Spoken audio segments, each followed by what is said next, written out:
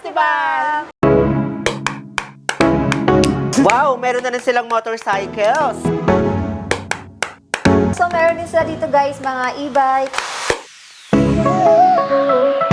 And syempre, Nandito yung mga products nila ng mga Maru.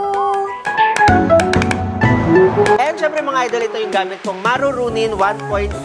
Ito yung available na color and meron din yan yung yellow na gamit ko.